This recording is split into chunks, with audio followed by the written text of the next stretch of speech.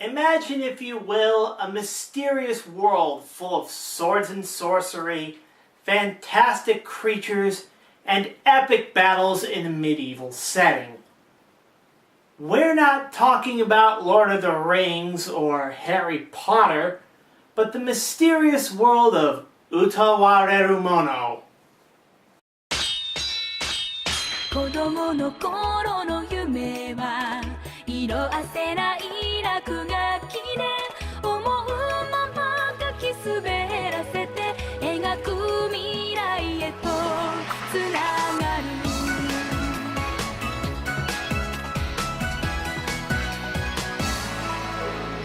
Utawarerumono was a visual novel and tactical RPG developed by Leaf Aquaplus for an adult audience, who later released a version suitable for all ages on the PlayStation 2 and the PSP. The story centers around a mysterious masked man named Hakuro, who was rescued from near death by two young sisters and their grandmother, only to find out he remembers nothing about who he is as well as his past. Anybody curious about who this mysterious young man is? So am I. Let's take a look. Our story begins with a close-up of a monster of some sorts, bathed in fire. It's so hot. I'm on fire. My body, my throat, I'm burning. I forgot my Prilosec OTC today. Stupid heartburn. So as the mysterious young man finally recovers, Elulu comes by to take care of his needs and quickly grows romantic feelings towards him. No doubt showing the first signs of the English patient syndrome.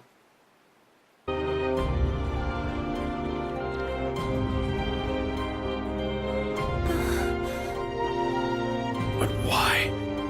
Why can't I remember? Hey look, it's the Phantom of the Kabuki.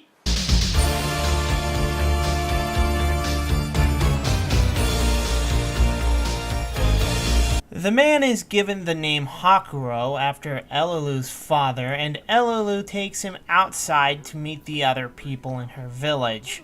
But not before some rather hilarious antics. Oh, hi. Want What's wrong? to touch the You hiney? okay?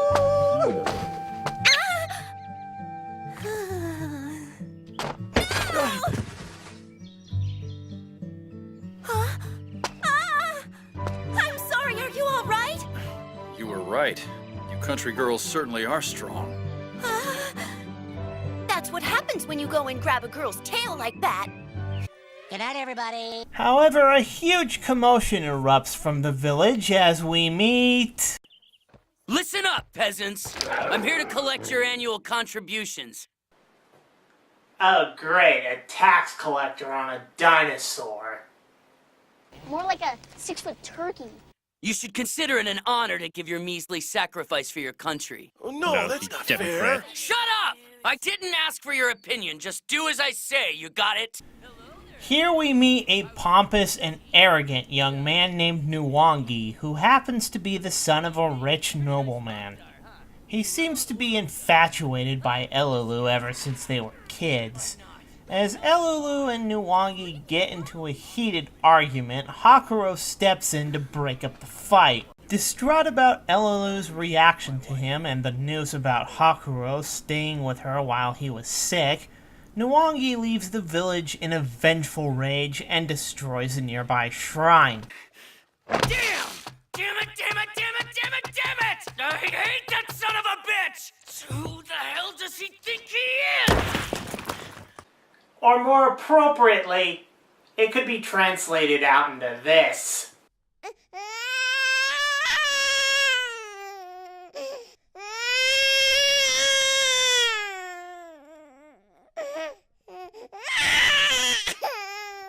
However, during his emotional outburst, he ends up angering the local forest spirit, Moody Kappa, which ends up sending the local villagers on edge.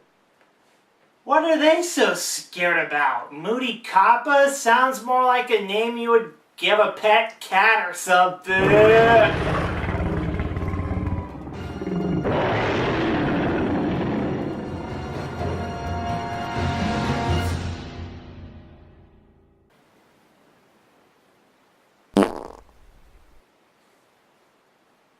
So after Moody Kappa attacks the village, Hakuro hatches a plan to kill the beast.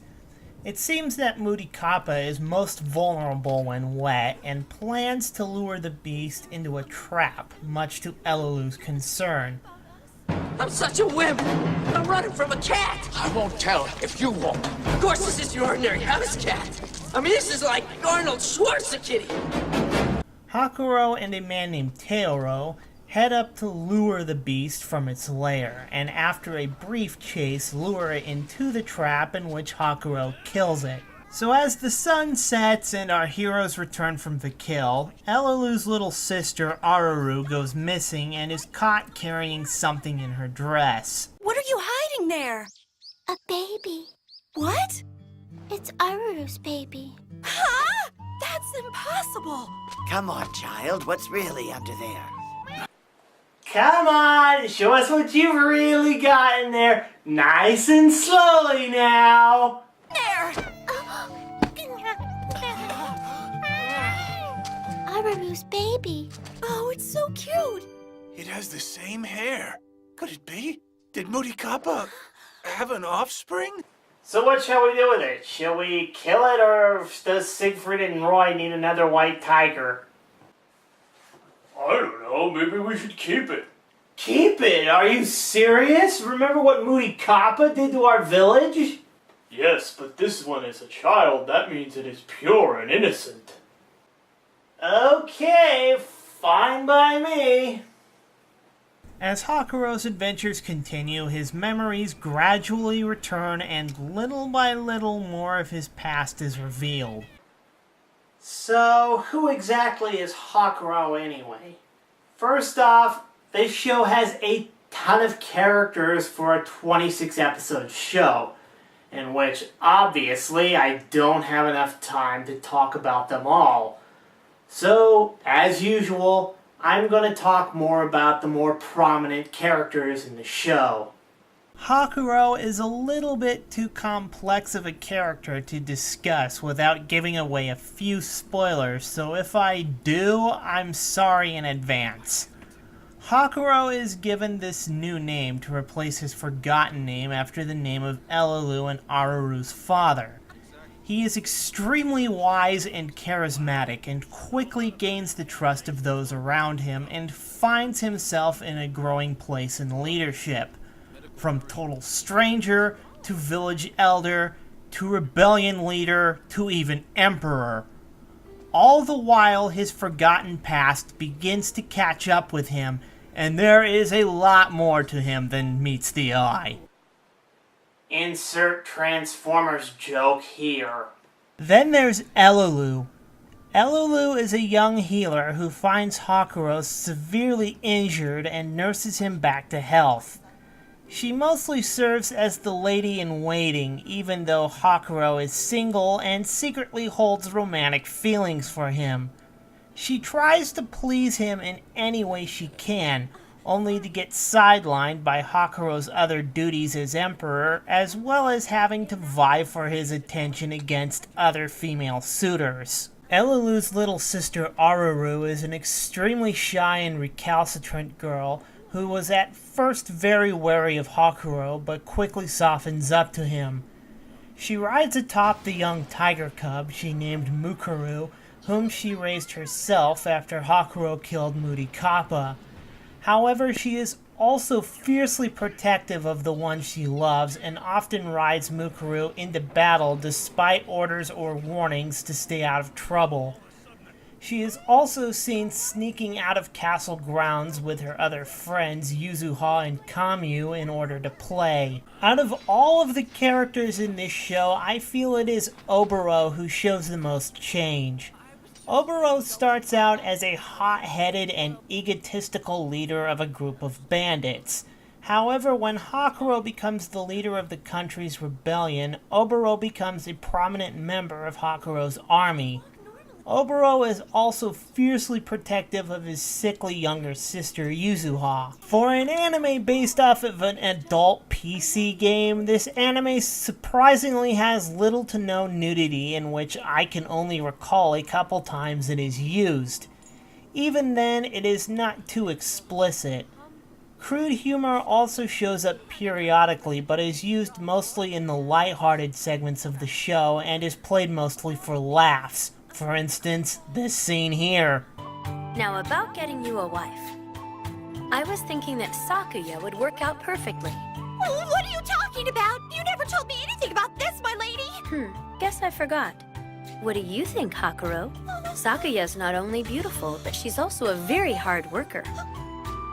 And she's great in the bedroom. Bedroom? What are you saying? But I never... Lady Kuya? It's true. Whenever Sakuya makes my bed, I always sleep better than when anyone else does it. So I will give nudity 1 star for quantity and 3 stars for intensity, and for crude humor 3 stars in both categories. Mild profanity is used pretty frequently and mostly used by the more hot-tempered or sadistic characters, so you may want to watch out for that. Thus, I will give profanity 3 stars in both categories. Ah yes, violence. Since this is a medieval fantasy war epic, expect quite a bit of it.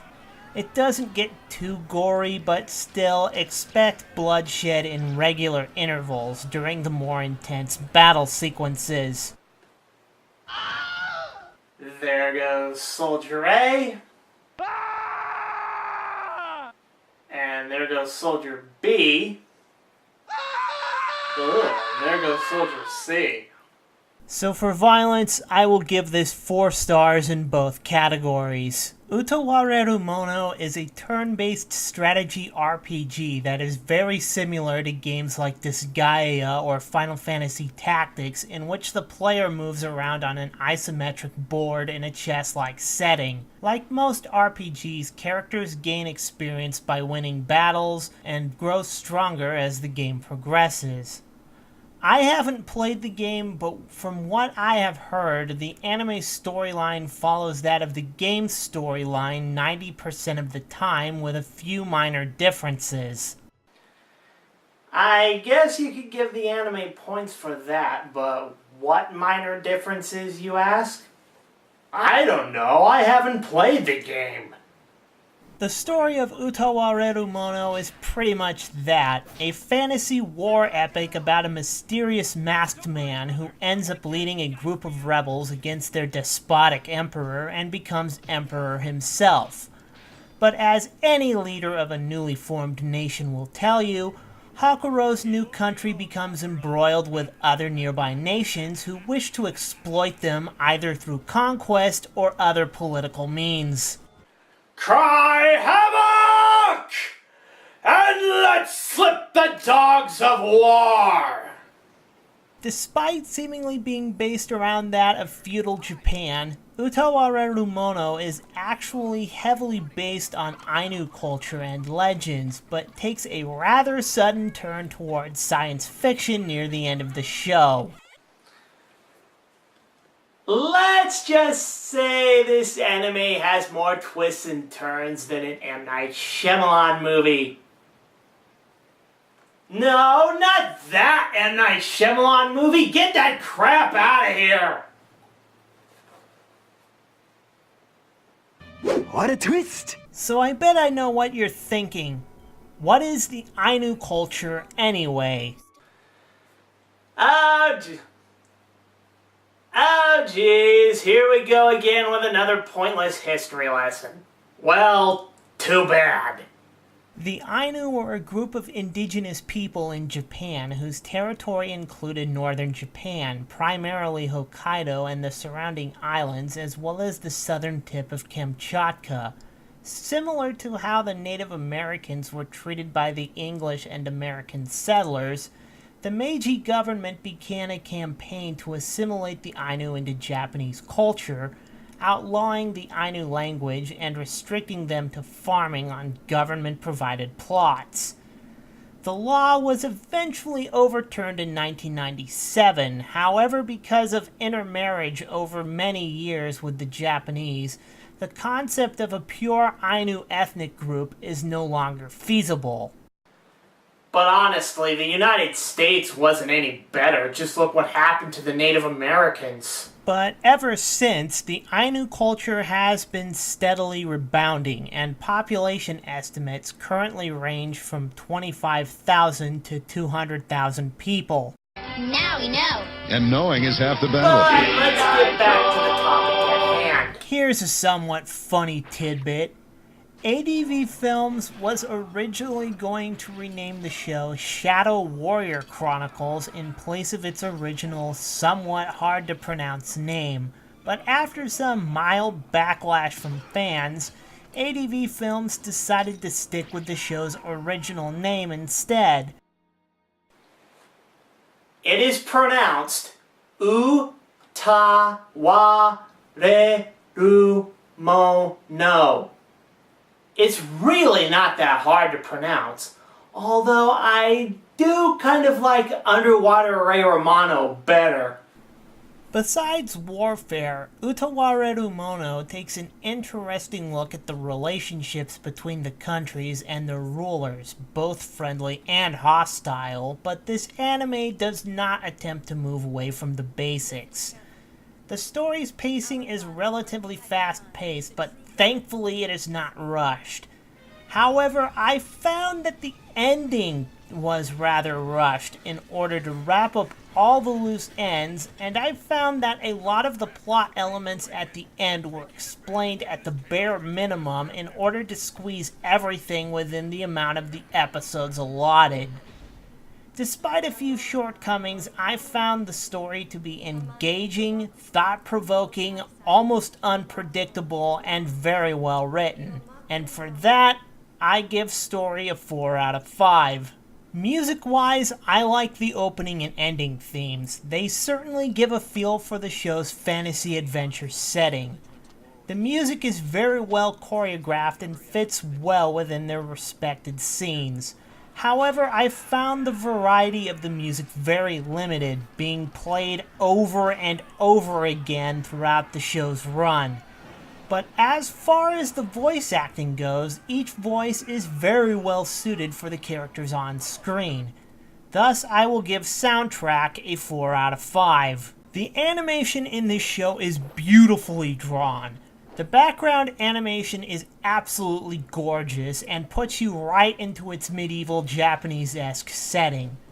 I found the character designs kind of perplexing at first, with characters with dog ears, wings, and elvish-like folk. I really thought we were in some Japanese version of Hyrule or something like that. The animation seems to have some strange mix of both traditional and computer animated sequences. The 3D animation looks decent for the most part, but there are times where the 3D seems very out of place with the traditional animation. Luckily, the one-on-one hand-drawn fight scenes deserve commendation for their outstanding fluidity. One thing I have noticed about the animation quality is that it tends to fluctuate depending on the scene. Some scenes appear to be very basic, while others are spectacular, particularly the battle sequences. Overall, the animation is good, however, at times it fails to hold consistency with seemingly random changes in style and quality, and thus I will give animation a 3 out of 5. Once again, it is the characters that are the strongest point of the series. Most of the characters in this show are very attractive and will easily win you over. Although there are some characters you will hate, particularly the show's many villains, at least none of them are irritating or degrading. My only problem with the characters is that the villains are not even nearly explored as much as our main heroes are. For instance, the main villain of Karula's arc, Suwankos, is built up as the main villain in that arc, only to have about 2 to 3 minutes of screen time before he's killed off in a rather anticlimactic manner.